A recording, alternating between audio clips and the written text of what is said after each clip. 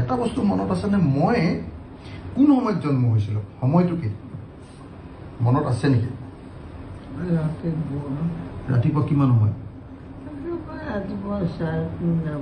3:30 বজাত তেতিয়া আপুনি কি কৰি আছিলে মানে কিবা কামত আছিলে নে শুই আছিলে তেতিয়া ঢেঁকীয়াশাল এখন আছিল আমাৰ ঘৰটো না ঢেঁকীশাল ঢেঁকীয়াশাল এখন আছিল তাতে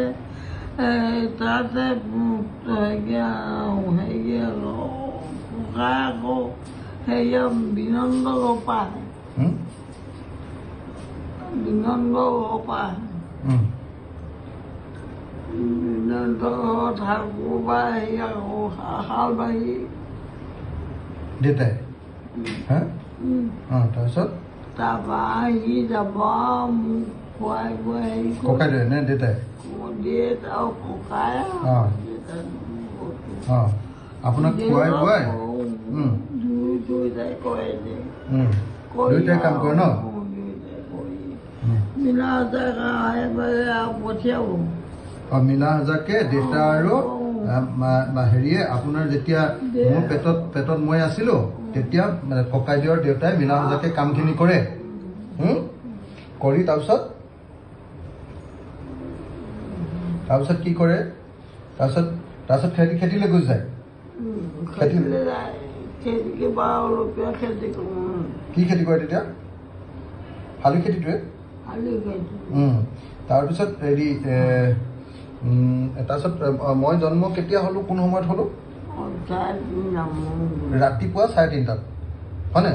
পুৱতি নিশা পুৱালে আৰু তেতিয়া 3:30 4টামান বজাত ন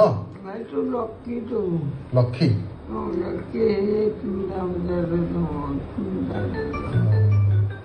3টা বজাত ন ভগৱান ঠিক আছে এই হওক কেনেকুৱাকে যায় ভগৱানে জানা আৰু শুনকচোন এটা কথা মোক কৈ দিয়কচোন কাৰণ মই যে জন্ম হৈছিলোঁ কি হেৰি ঢেঁকীশালত হৈছিলোঁ নি কি কৰি আছিলে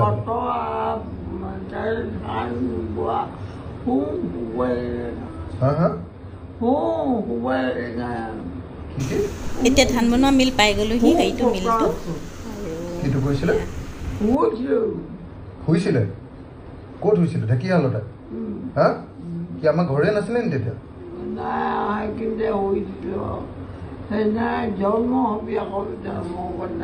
সেইকাৰণে মাটিত শুই আছিলে মাটিত ঢেঁকীশালতে শুই আছিলে তাৰপিছত মই ঢেঁকীশালতে জন্ম হৈছোঁ ঢেঁকীশালত